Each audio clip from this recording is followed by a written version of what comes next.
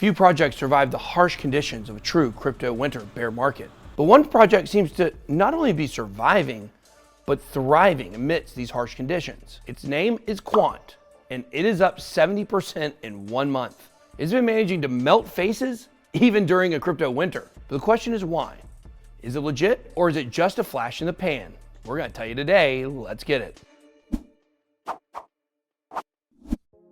Welcome to BitBoy Crypto. My name is Ben. Today we're going to be discussing your favorite project, Quant. We know it's definitely one of ours. It has consistently been in the green, but let's find out what this project is exactly.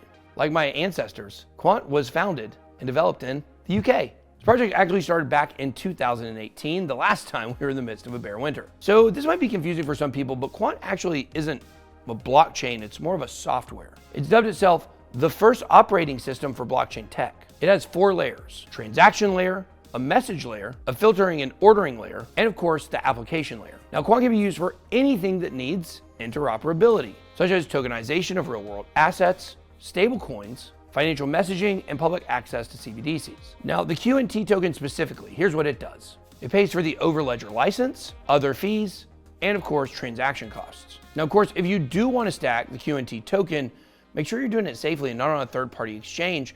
If you guys want to stack it on a ledger, you guys can go down below in the description. We've got a link for you guys so you can have your crypto stored safely in cold storage. So let's look at the progress Quant made at CBOS. They talked about how blockchain technology can improve mainstream finance and how to bridge cryptocurrencies with CBDCs. So what is CBOS? It's a financial service event organized by Swift. It was in Amsterdam from October 10th to the 13th this year with 9,300 participants. This year they focused on how digital services can impact the financial sector and all of the challenges that it presents. We're going through a true digital transformation. That's what they were there to talk about. Now, while at CBOS, Quant published something pretty cool. It was a guide called Digital Assets, Ready for Center Stage. It aims to work with financial institutions, governments, multinational companies, and fintech developers. They want to create better regulation. They want to figure out how to use distributed ledger technology, or DLT, in mainstream financial operations. And they want to develop crypto-friendly CBDCs. So one thing that Quant believes, and I also believe, is essential to this digital transformation, one thing that's key to the digital asset system is, of course, interoperability. Right now, both digital assets and financial products are being developed in walled gardens. They're siloed away from everything else. By using Quant, this makes blockchains interoperable with one another. And applications from one chain can sync up with applications on another.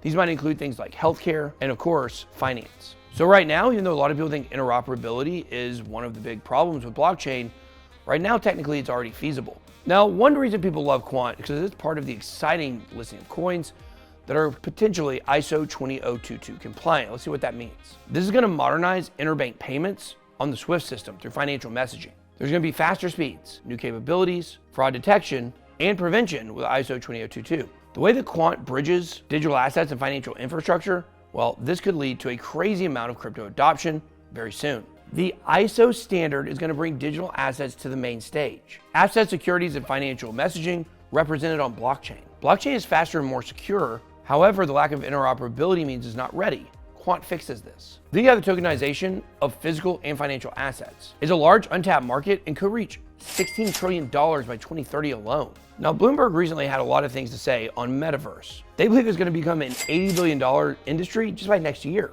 And Quant believes it's the key to make that happen. There are walled ecosystems of metaverses everywhere. When people think about the metaverse, they think of one go-to place, but that may not actually be what it ends up looking like. A decentralized metaverse or a decentralized Web3 platform, well, it's only truly decentralized if it's interoperable. This interoperability allows you to move goods and money between ecosystems. Also can be done with Quant.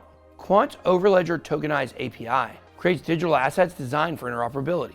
A Quant suite is going to create institutional grade tokens without having to write, yes, even one single line of code. So let's check out where Quant is right now price-wise. And of course, none of this is financial advice. Right now, the price is about $180, up over $100 from where it was a month ago. It has a 14 million max supply. That's right, smaller than even that of Bitcoin. But it wasn't always the case. At one point, the original supply was 45.5 million tokens. The remaining supply was burned in September of 2018, leaving only 14 million.